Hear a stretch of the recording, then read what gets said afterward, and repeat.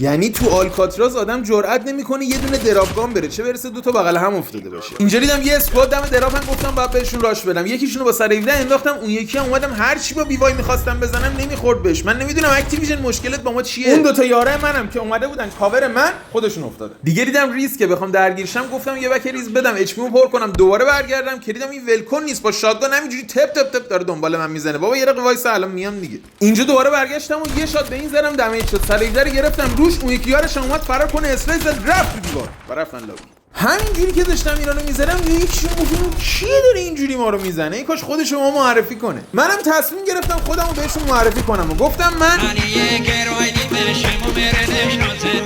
همیشه غیر قابل پیش‌بینی باش. باریکلا محشره فکرتون که وسط گیم بله کالا فرد چیزی بسید